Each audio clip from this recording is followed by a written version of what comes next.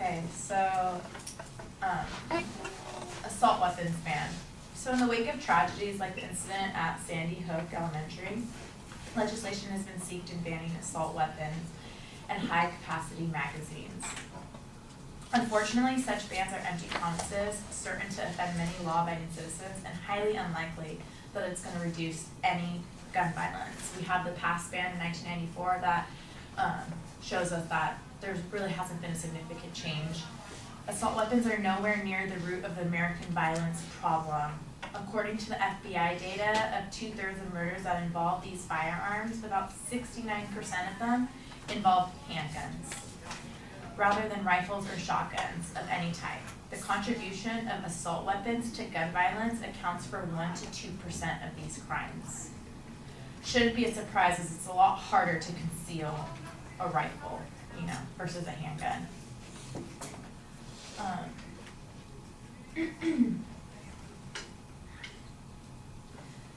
The 1994 ban, it didn't really work. The ban had little effect in reducing gun violence. After the ban, the California murder rate increased every year for 5 years, 26% overall. California banned more guns in January of 2000, and murder has since averaged 14% higher than the national rate. That's just in California. Granted, you have to think Feinstein is actually, a California senator, and she's behind the ban, yet we have this issue. The vast majority of crime is conducted with handguns, not firearms or assault weapons.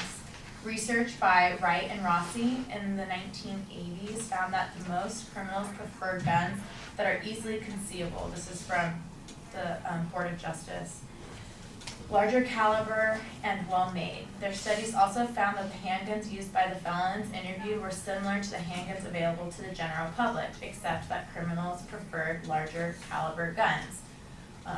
Also, some more data that was found within the Board of Justice said that they carried, these felons that were being interviewed, they carried handguns on them on a regular basis, and like over 69% of them stated that the handgun that they had on them was the one that they used to commit the crime that they had been convicted for while they're serving their time. The ban targets guns with mostly cosmetic features.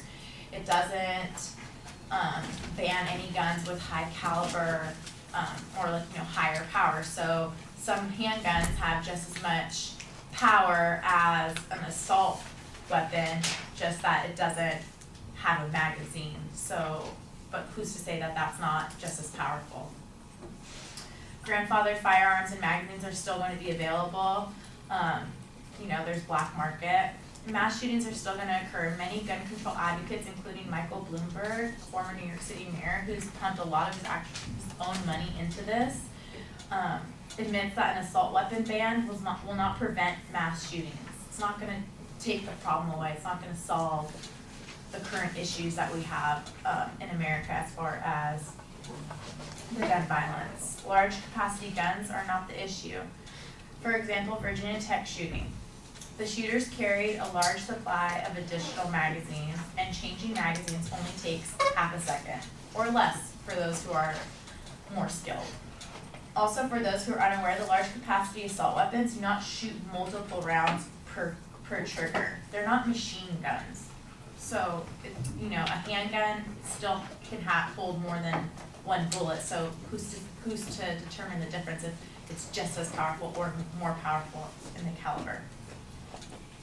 A limit on magazine capacity is the more plausible of the proposed measures, seeing that Gabriel Guilford's shooter was tackled while reloading his gun. So, that helped him. However, other shooters, like in Columbine and Virginia Tech, had absolutely no problem reloading. Strict gun control measures do not address the root cause of violent crime. Assault weapon ban focuses in on the small subset of firearms that are rarely used in crime. So if the entire argument for an assault weapons ban is to reduce crime, well, it doesn't account for a lot of the crime that guns are involved in. Also, a 10-round cap on magazine capacity would outlaw standard versions of popular guns like the Glock 17, which is a violation of the Second Amendment and is considered a handgun. This This is not to say that gun control does not need to be addressed. There are measures that should be taken to ensure we keep firearms out of the hands of people that should not have them. For example, we should re-examine our existing laws and how we're enforcing them. Are we being effective? Are we being consistent? Maybe implement more rigorous background checks. Keep people more accountable for those that are buying these guns. An assault ban will only push these guns underground into a less controllable area and into the hands of dangerous criminals. Thank you.